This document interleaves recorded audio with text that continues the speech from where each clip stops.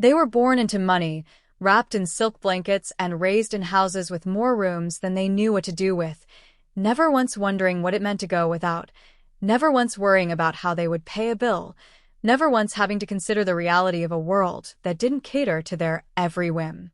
I, on the other hand, was born into work, into long nights and early mornings, into the kind of life where you earned every single thing you had, where you knew the value of a dollar because you had to sweat for it. And for them, that was all that mattered. That single difference was what separated us in their eyes, what made them superior, and me just some unfortunate reminder that not everyone in our family was lucky enough to be born with a silver spoon shoved down their throat. I was a nurse, not a doctor, not some high-powered executive, not an investor coasting off generational wealth while pretending they had built something from nothing. I was a nurse, a person who spent their days on their feet, handling real emergencies, dealing with life and death, while people like my cousin sat in air-conditioned lounges sipping overpriced cocktails, scrolling through their phones like actual labor was some abstract concept meant for people beneath them. They never missed a chance to remind me of it, never passed up an opportunity to throw some backhanded remark my way, never failed to make it clear that in their eyes, what I did was nothing, that my life was something to be pitied, that I had failed by not chasing money the way they did. I had long since stopped letting their words get under my skin, long since trained myself to smile and nod, to pretend like I didn't hear the sharp edges hidden beneath their laughter, to let their comments slide past me like water off a rock. But tonight? Tonight, they pushed too far. The reunion was supposed to be a celebration, a big family gathering where everyone pretended like we were close, like we had something binding us beyond shared DNA and holiday obligations. My uncle had rented out some ridiculously overpriced venue for the evening, something with a private chef, a string quartet, and a waitstaff that my cousins barely acknowledged, speaking over them like they weren't even there, waving them away when they weren't needed like they were nothing more than background noise. The place was lavish in a way that only people who never worried about money could appreciate, all polished surfaces and unnecessary grandeur, designed not for comfort, but to remind people of exactly how much had been spent. I had been trying to keep my head down, had been doing my best to just get through the night without incident, had been keeping my distance from the cousins I knew would find some way to get under my skin. But avoidance had never really worked with them, had never been an option when they made seeking me out some kind of twisted game, like they enjoyed watching me squirm under their words, like my existence was some endless source of amusement. So when I felt someone slide into the seat next to me, when I heard the telltale clink of an overpriced drink being set on the table, I already knew what was coming. "Must be nice," my cousin Daniel drawled, his voice dripping with the kind of lazy condescension that only someone who had never worked a day in his life could manage. "You know, having such a stress-free job. I mean, I bet you don't even have to think half the time, right?" Hello everyone, I am very glad that you're joining this story. Subscribe, like and comment. Enjoy the story, smile more often. Just follow orders, clean up messes, wipe a few asses here and there. Must be kind of freeing, really. I exhaled slowly, my grip tightening around the stem of my wine glass, my pulse steady, my face an unreadable mask as I turned to look at him. He was smirking, lounging back in his chair like he was waiting for me to get upset, like he wanted to see me snap, like he enjoyed making a scene at my expense. Across the table, his sister, Vanessa, snickered behind her champagne flute, shooting me that same pitying look she always did, the one that said you could have been one of us if you had just tried harder. I took another sip of my wine, swallowing the words I wanted to say, the ones that would have wiped the smirk right off Daniel's face, the ones that would have left him reeling in his own humiliation. But I knew better than to give him that satisfaction, knew better than to take the bait, knew better than to give him exactly what he wanted. So instead, I smiled. A slow, calm smile, one that was just a little too knowing, one that made his own expression falter just the tiniest bit, one that told him without saying a word that I wasn't going to play his game, that I wasn't going to let him win. Because I already knew something that he didn't. I already knew that before the night was over, before the drinks had even settled in his system, before he had the chance to really feel satisfied with himself, that same mouth that had just mocked me, that same voice that had just dripped with arrogance and entitlement, would be begging me for help. And I would have to decide whether or not I was willing to give it. There was something about the way they spoke, The way their words dripped with effortless condescension, the way they tossed their insults so casually, so freely, so confidently, as if there was no possibility in their minds that anyone sitting at this table could ever be their equal. It was in the way Daniel leaned back in his chair, swirling the whiskey in his glass like he had earned it, like he had done anything in his life that justified the arrogance in his smirk. It was in the way Vanessa's laugh rang just a little too loud, a little too sharp, a little too entertained at the idea that someone like me, a woman who had actually worked for what she had, could be sitting at the same table as them, breathing the same air, sharing the same blood. The insults kept coming, each one worse than the last, each one designed to dig just a little deeper, to test just how much I could take before I snapped. I had heard it all before, had spent years learning how to let their words roll off my back, how to keep my face blank and my posture relaxed, how to keep the anger buried where they couldn't see it. But tonight? Tonight was different.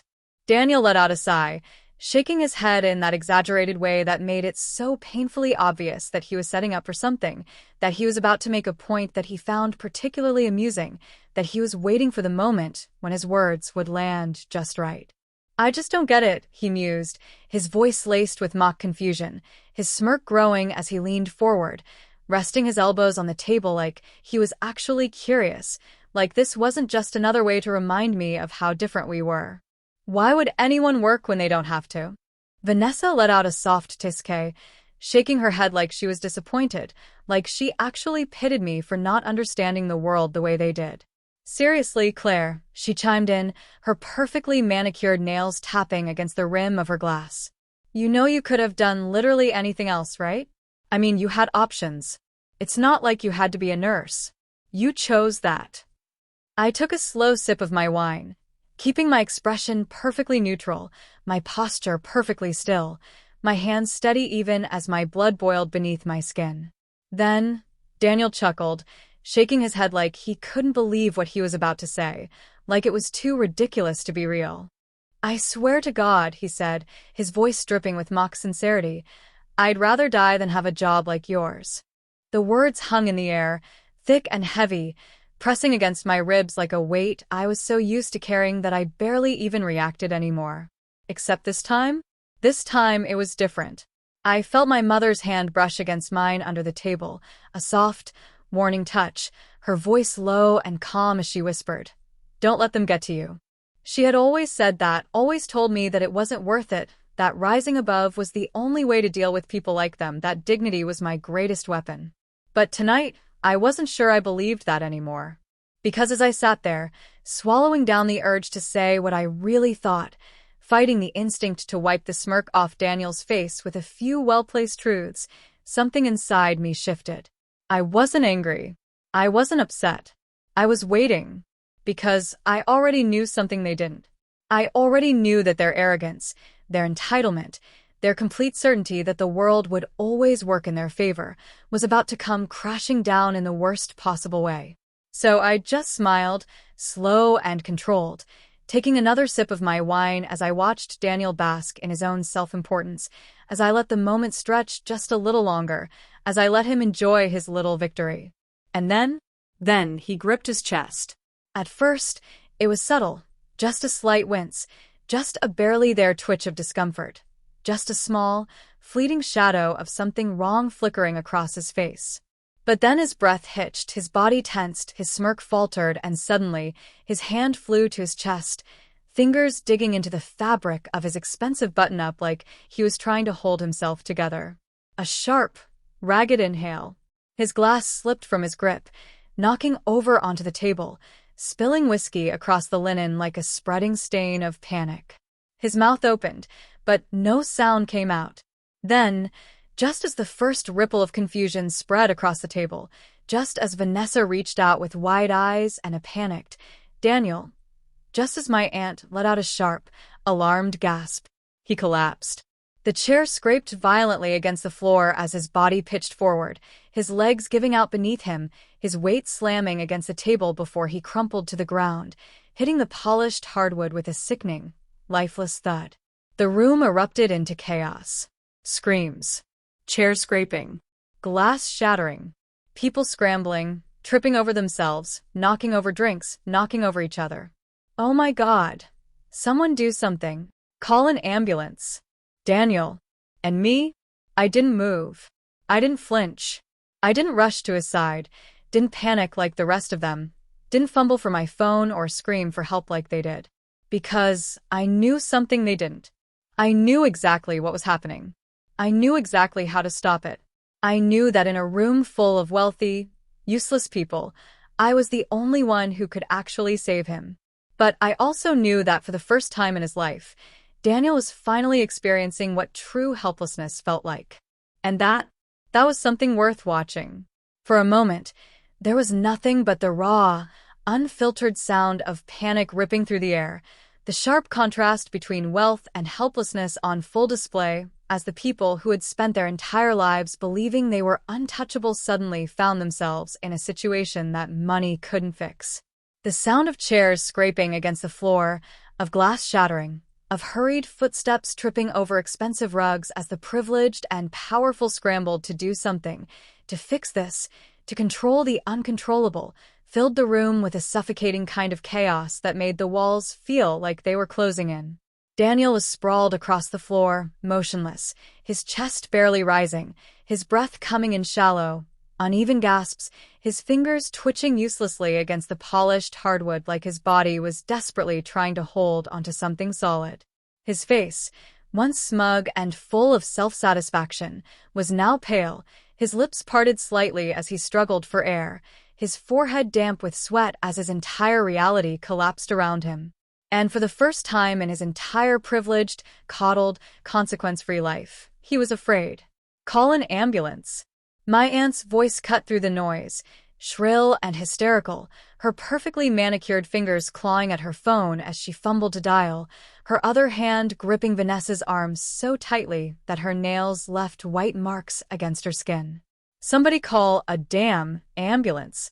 Vanessa was frozen, her usual air of superiority shattered in an instant, her champagne flute knocked over and forgotten, her wide eyes locked on Daniel like she couldn't believe what she was seeing, like the concept of her brother being in actual danger was something she had never even considered before this moment.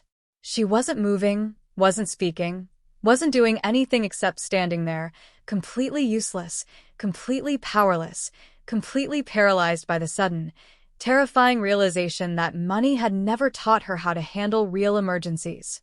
The rest of my cousins weren't any better, their carefully curated appearances cracking under the weight of something they did not understand, their privileged, effortless lives failing them in the one moment where real action was needed. They weren't moving toward him, weren't assessing the situation, weren't even attempting to do anything useful. They were just shouting, panicking, looking around like someone was supposed to step in and take control. And then, just as expected, just as inevitable as the sunrise, just as predictable as the entitlement that ran through their blood, their heads all turned toward me. It was like a ripple through the room, the moment when they realized that the person they had spent the entire night mocking, the person they had spent their entire lives looking down on, was the only person in the room who actually knew what to do. Their useless, uncalloused hands had no idea how to help. But mine? Mine had done this before. I watched the moment it clicked for them. Watched as their arrogance dissolved, watched as their privilege failed them for the first time, watched as their certainty that the world would always bend to their will shattered in an instant. My aunt turned first, her desperate, tear-filled eyes locking onto mine with an urgency that was almost pathetic, her lip trembling as she stumbled toward me like she had just remembered that I existed, like she had just realized that the cousin they had spent the entire night belittling was suddenly their only hope. Claire, she gasped, her voice breaking, her hands shaking. Please. Please do something. Please help him. The words hit the air like a live wire, like an open wound, like something fragile and desperate, something completely unfamiliar to a woman who had never needed to beg for anything in her life.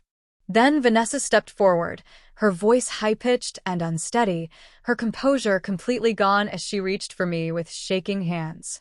Claire, I didn't mean what I said earlier, she stammered, her breath coming in uneven gasps, her perfect, polished exterior crumbling right in front of me. I was just joking. We were just joking.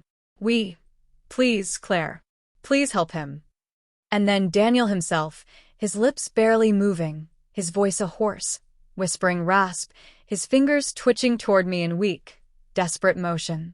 Claire, his breath hitched, his chest rising with obvious effort, his eyes wide and glossy with something he had never felt before, true, undeniable fear. Please. I let the moment stretch, let the silence sit between us, let them stew in their helplessness, let them fully absorb the reality of their situation, let them feel, really, truly feel, what it was like to have nothing but the mercy of someone they had spent their lives treating like she was nothing. Then, slowly, deliberately, I crossed my arms over my chest, tilted my head slightly, and let a slow, knowing smile creep onto my lips. I thought you'd rather die than do what I do. And just like that, for the first time in their lives, they finally understood what power really looked like. The room had never been this quiet before, not in all the years I had been forced to sit through these family gatherings, not in all the times I had endured their endless condescension, not in all the moments they had filled the air with laughter at my expense, treating me like I was less than simply because I chose to work for what I had instead of coasting off a last name. But now? Now, the silence was thick, suffocating, pressing down on them like an unbearable weight, tightening around their throats, squeezing out the last remnants of their arrogance until there was nothing left but the cold, undeniable truth. They needed me. They needed the same hands they had mocked, the same mind they had dismissed, the same person they had spent the entire night belittling. And they knew it. I could see it in their faces, in the way Vanessa's hands trembled as she clutched her wine glass, in the way my uncle's jaw was clenched so tightly that the vein in his temple pulsed with visible strain, in the way my aunt was already starting to shake her head as if she could deny reality itself, if she just refused to acknowledge it. But no amount of money, no amount of privilege, no amount of entitled certainty could change the facts. Daniel was still on the floor, his body limp, his breath coming in weak, shallow gasps, his pulse fading beneath skin that had gone far too pale, his eyes wide with the kind of fear that only came when someone realized, for the first time in their life, that they were truly, utterly powerless. Claire. My aunt's voice broke through the silence first, shaking, cracking, thick with desperation, her perfectly controlled demeanor completely gone as she stumbled toward me, her hands wringing together like she was trying to physically squeeze the fear out of her body. Please. Please, we need you. I tilted my head slightly, watching her, taking in the sight of her pleading, taking in the way her expensive jewelry caught the dim light, the way her designer dress was slightly wrinkled from the way she had been gripping at it in panic, the way her lips trembled with the kind of desperation she had never once felt before in her life. I echoed, my voice smooth, careful, my eyes flicking toward Vanessa, who was still frozen in place, her fingers tightening around her wine glass as if holding onto something expensive would somehow make this moment feel less real. Vanessa flinched at the question, her lips parting slightly, her perfectly curated composure cracking even further, her usual sharp wit nowhere to be found. I let the silence stretch, let them feel the weight of it, let them sit in their helplessness just a little longer. Let them feel, for the first time, what true powerlessness felt like. Then, I sighed, slow and exaggerated, like I was actually considering whether or not I should step in, like I was debating whether or not I should save the cousin who had spent his entire life making sure I knew just how little he thought of me. And then, finally, I crouched down beside Daniel. His breath hitched slightly as I moved closer, as if even in his barely conscious state, he could feel the shift, could sense the change in who held control, could understand that the person he had mocked not even an hour ago was now the person who held his fate in her hands. Maybe now, I murmured, my voice quiet, my fingers pressing lightly against his pulse, feeling just how dangerously weak it had become, you'll respect the hands that save lives. And as the weight of those words settled in, as I finally let go of the last piece of hesitation, as I let my training take over and did what needed to be done, I knew they would never look at me the same way again. The moment I placed my fingers against Daniel's wrist, feeling for a pulse that was far too weak, I felt everything else fade into the background. The noise, the panic, the weight of every insult they had thrown my way just moments ago. The arrogance, the privilege, the years of sneers and condescension? Irrelevant now. Because in this moment, none of that mattered. None of their money could bring Daniel's breath back. None of their status could keep his heart beating. None of their expensive watches or designer clothes or trust funds could force oxygen back into his body. But I could. I had done this before, more times than I could count, in fluorescent-lit hospital hallways, in cramped emergency rooms, in places where people weren't entitled socialites who had never known struggle but were ordinary people who deserved to live just as much as anyone else. I had felt the life drain out of bodies before, had seen the way it could disappear in an instant, had lost people I had tried to save, had won battles against death that felt impossible until the very last second. And now, it was Daniel lying there, his expensive shirt stained with spilled whiskey, his face ghostly pale, his breaths coming in short, strangled gasps as his body failed him. For the first time in his life, he was not in control. For the first time in their lives, my cousins were not laughing. I heard Vanessa's sniffle behind me, heard the quiet hiccup of a breath that was uneven, fragile, terrified. She wasn't mocking me now. She wasn't making jokes about my job, wasn't calling me the poor cousin, wasn't looking at me like I was less than. She wasn't looking at me at all. She was staring at Daniel like she had just realized that he wasn't untouchable, like she had just learned that no amount of wealth, no amount of privilege, no amount of arrogance could make someone immune to the fragility of life itself. I pressed my fingers harder against Daniel's pulse point, counting the seconds, feeling the sluggish, dangerously slow rhythm beneath his skin, and then I did what I'd been trained to do. I took control. "His pulse is weak," I said, my voice steady, my hands already moving. "He's not getting enough oxygen. He needs to be positioned differently. Get me something to elevate his legs." No one moved. No one spoke. They just stood there, frozen, staring at me like they had forgotten how to function, like they had never once been in a situation where money didn't hold the answer. I snapped my fingers. Now. It was Vanessa who moved first, scrambling for one of the seat cushions from a nearby chair, practically shoving it into my hands like she was desperate to be useful. I adjusted Daniel's position, making sure his airway wasn't obstructed, feeling the heat of his skin, knowing that whatever was happening to him wasn't just nothing. It was serious, and it could kill him. My aunt was still crying, her hands covering her mouth, her eyes wild with fear. "What's wrong with him?" she stammered, her voice breaking like glass. "Is he having a heart attack? Is he?" I shook my head, pressing 2 fingers against the side of his neck, feeling the shallow, inconsistent rhythm beneath his skin. "It's not a heart attack," I said, but my voice wasn't comforting. It was factual. It was clipped. It was the voice of someone doing a job, someone who knew time was running out. "It's probably something else. Low blood sugar, dehydration, maybe even a reaction to something he drank. Either way, we need an ambulance." Now. My uncle fumbled for his phone, his fingers shaking so badly that he nearly dropped it onto the table. His entire life, he had been a man in control, a man who ran companies, a man who made decisions that affected thousands of people, a man who had never once been rendered helpless. But now? Now he was nothing more than a terrified father watching his son fade right in front of him, and there wasn't a single dollar in his bank account that could stop it. "I already called," Vanessa blurted, her voice high-pitched, her entire body practically vibrating with nerves. They said they're on their way, but what if they don't get here in time? Claire." Her voice cracked on my name, and something about that, about her saying my name like that, like she had never needed anyone more, almost made me pause. Almost. But I didn't have time for almost. I leaned down, pressing the back of my hand against Daniel's forehead, noting the clammy texture of his skin, the way his muscles twitched involuntarily, the way his fingers clenched weakly against nothing. I needed to keep him conscious, needed to keep him here, needed to make sure he didn't slip further away before help arrived. "Daniel," I said firmly, my voice cutting through the thick fog of panic in the room. "Daniel, can you hear me?" His eyelids fluttered. A weak, barely there groan slipped past his lips. Stay with me, I murmured, my fingers gently tapping against the side of his face, grounding him, forcing his brain to hold on. You're not going anywhere, you hear me? A sharp, shuddering breath. His chest rose. His pulse?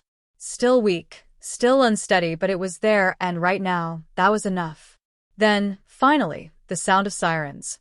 The tension in the room cracked like a dam bursting, my aunt letting out a gasping sob, my uncle practically sprinting toward the front door, Vanessa covering her mouth like she might actually be sick. And me? I exhaled, feeling the weight lift, feeling the moment shift, knowing that no matter what happened next, nothing would ever be the same again. Because as the paramedics rushed inside, as I stepped back to let them do their work, as I met Vanessa's wide, shell-shocked eyes from across the room, I knew they would never forget this. And they would never look at me the same way again. The moment the paramedics stepped in, the entire atmosphere of the room changed, shifting from sheer panic to something quieter, something heavier, something that settled into the air like a weight pressing down on everyone's chest. The chaotic energy that had consumed the space moments ago had drained out completely, leaving only a thick, suffocating silence that no one dared to break. The sound of medical bags unzipping, the beeping of a portable monitor, the clipped, professional voices of the EMTs calling out Daniel's vitals filled the void, pushing back the raw terror that had gripped my family like a vice just moments before. I stood back, arms crossed, watching as they worked, watching as they checked Daniel's pupils, took his blood pressure, secured an oxygen mask over his face, speaking in the same steady, controlled tones I had heard 1,000 times before in my own hospital hallways. They were calm. They were competent. They were doing their jobs, the same way I had done mine. The same way I had done theirs before they had even arrived, stabilizing him, keeping him conscious, making sure that when help did come, there was still a life left to save. And yet, not one of my cousins looked at me. Not one of them met my eyes. Not Vanessa, who was still gripping the back of a chair so tightly that her knuckles were bone white, her lips pressed together in some mixture of shame and disbelief. Not my uncle, whose face was still ashen, his usual stoic expression now haunted as he stared at his son, as if still struggling to process the fact that Daniel had almost died right in front of him. Not my aunt, who stood stiff and unmoving, her hands clenched together at her chest, her entire body language screaming that she wanted to undo this moment, that she wanted to pretend it had never happened, that she could not accept the reality she had been forced to witness. Daniel was still pale, his eyes fluttering open and closed, his body weak, his breathing shallow even with the oxygen. But he was alive. And the only reason he was alive was me. I should have felt victorious. I should have felt triumphant. Should have felt some deep, smug satisfaction knowing that the same people who had mocked me had been forced to depend on me, had been forced to beg for the same hands they had called dirty just an hour ago. But I didn't feel any of that. What I felt was tired, Drained. empty. Because even though they had just learned a lesson that should have changed everything, I already knew the truth. I already knew that people like them didn't change so easily. I already knew that apologies, if they came at all, would be nothing more than obligations, meaningless words offered not because they meant them, but because they thought they had to say them. One of the EMTs finally looked up from where she was kneeling beside Daniel, her voice professional, calm, but edged with just enough urgency that I knew this wasn't over. His vitals are stable for now, but we need to get him to the hospital, she said, glancing between my uncle and my aunt, waiting for confirmation, waiting for someone to step up and act like the responsible adult in the room. Are you riding with him or following behind? My aunt jolted at the question, blinking rapidly like she had forgotten that this was still happening, like she had forgotten that there was more to do, more steps to take, more reality to face. I'll go with him, she stammered, her voice hollow, her movements stiff as she reached for her purse, fumbling with the strap, her hands still trembling from the aftermath of everything that had just happened. The EMT nodded, standing, adjusting the straps of her medical bag before turning toward me, and when she spoke, her tone was different, still professional, but sharper, more pointed, more knowing. You a nurse? She asked, even though she already knew the answer. I met her eyes and nodded once. Yeah. She gave me the smallest, almost imperceptible smirk, a flicker of something close to amusement in her otherwise neutral expression. Thought so. You handled that like one. I shrugged, glancing back toward Daniel, whose fingers were still twitching weakly at his sides, his body still fragile, still vulnerable, still not in control. Had to, I said simply, because that was the truth. I had to. Not for him. Not for them. But because I couldn't let someone die just to prove a point. The EMT gave a small nod of acknowledgement, then turned back to her partner, who was already prepping the stretcher, ready to load Daniel into the ambulance, ready to take him somewhere where his life could be saved if it came down to that. And still, no one looked at me. No one spoke to me. No one acknowledged what I had done. Until, finally, after what felt like forever, Vanessa cleared her throat, her voice so small, so hesitant, so completely unlike her usual self that I almost didn't register it as hers. You, she trailed off, her eyes flickering toward me for the briefest second before darting away again, shame settling over her like a second skin. You saved his life. I didn't answer. Because of course I did. Because that was what I did. Because I was the one who had learned how to do something real with my life. Because I was the one who had chosen a path that required me to be capable. Because I was the only person in this room who had spent their life training for moments like this, while the rest of them had spent theirs pretending like moments like this would never happen to them. And then, softly, brokenly, in a voice so different from the one that had mocked me just hours ago, my aunt whispered, "I'm so sorry. It should have meant something." But it didn't. Because her apology didn't change the years of cruelty, the years of dismissal, the years of being treated like less. Her apology didn't erase the way they had all laughed at me, the way they had all looked at me like I was pitiful for choosing to be someone who helped others. Her apology didn't undo the fact that just an hour ago, Daniel had told me he'd rather die than have my job, only to beg for me to do my job the moment his own life was slipping away. So I exhaled, slow and steady, my voice calm, measured, so completely unshaken as I finally spoke. You all owe me more than just an apology.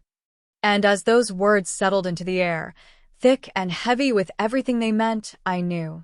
This wasn't over.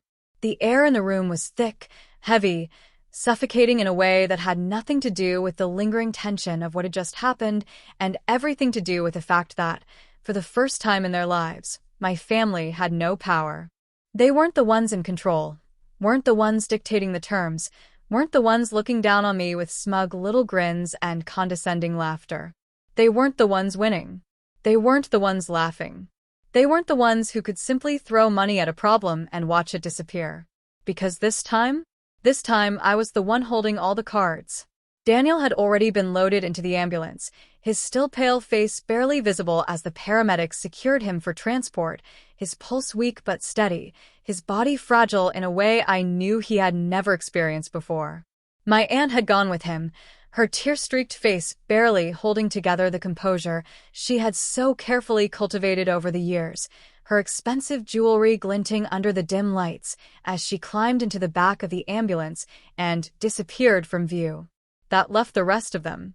Vanessa, my uncle, the remaining cousins who had all stood frozen in their uselessness, watching in helpless horror as the reality of the situation crashed down on them like a tidal wave, drowning them in a fear they had never been forced to feel before. And me? I was done pretending. I had spent years swallowing their insults, sitting quietly while they laughed at my life, biting my tongue while they reduced my career to something insignificant, something beneath them, something unworthy of their respect.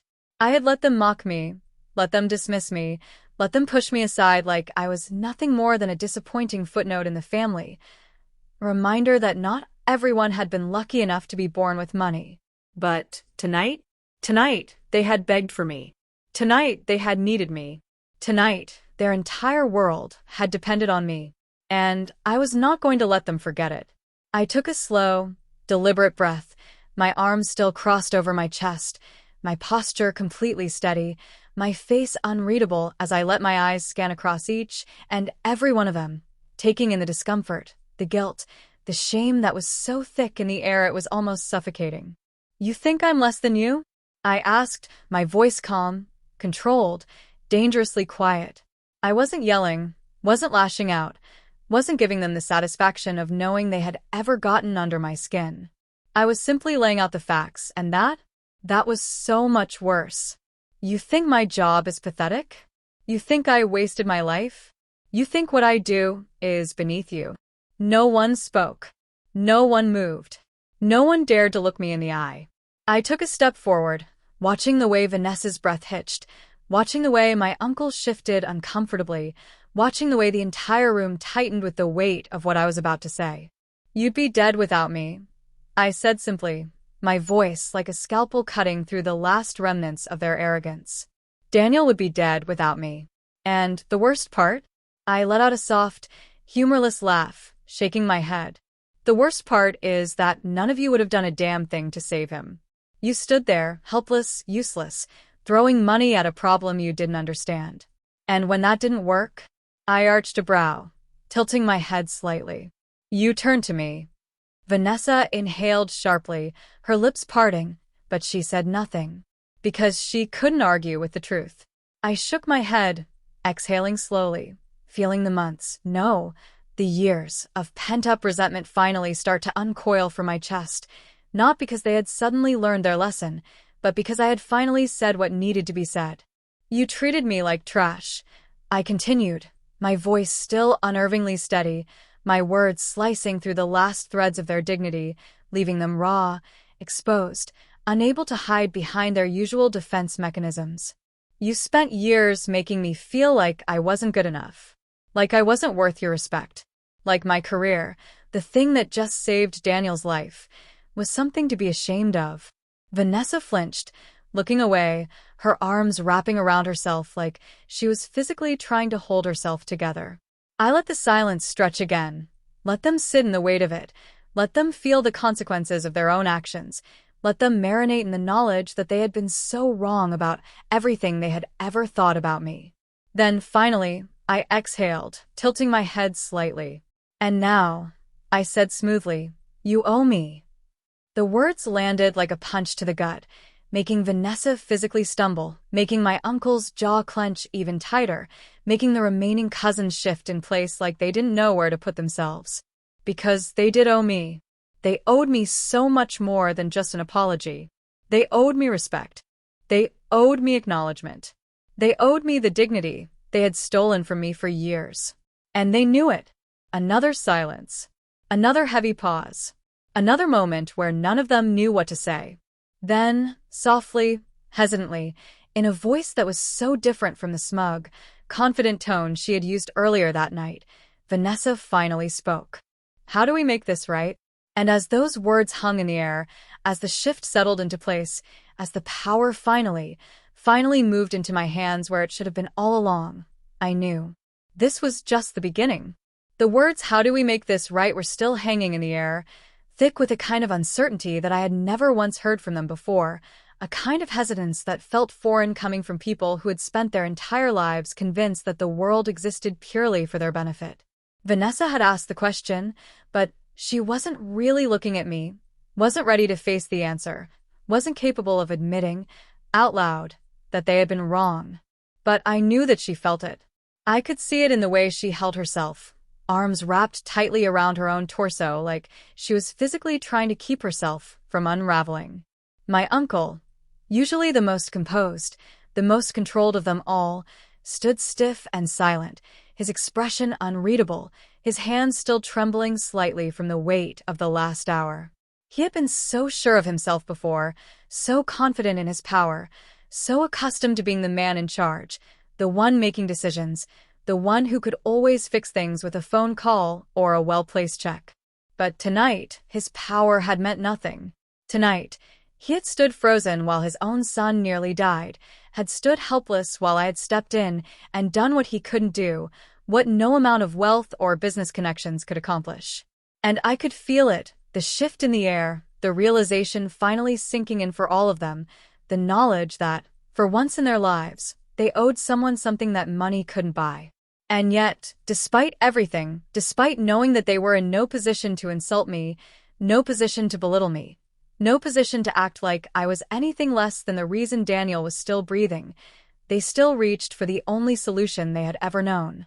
Vanessa was the first to move, reaching into her designer clutch with shaking hands, pulling out a sleek black credit card and holding it toward me like she thought this was how you paid off a lifetime of arrogance, a lifetime of looking down on someone, a lifetime of reducing their existence to something small, something insignificant, something undeserving of respect. Here, she breathed, her voice barely above a whisper, her hand trembling slightly as she extended the card toward me. I don't know how much it'll take, but I laughed. I didn't mean to, I really didn't. It wasn't a planned reaction, wasn't something I did for dramatic effect, wasn't some calculated move meant to humiliate her further. But the second she held that stupid little piece of plastic in front of me, the second she actually thought that this was how she could make up for everything, the second she assumed that I would just take it and let them feel absolved, I couldn't help myself. I laughed, sharp, bitter, humorless, a sound that cut through the silence like a blade, making her flinch, making my uncle's jaw clench, making the rest of my cousins shift uncomfortably in their expensive shoes. Money doesn't fix everything, does it? I said, shaking my head, my voice light, almost amused, even though the anger was still right there, simmering beneath my skin, refusing to be ignored. For once in your lives, you were completely powerless, and now you think this is the solution? I gestured to the credit card, arching a brow. Do you really think you can just swipe away the fact that you all treated me like I was beneath you?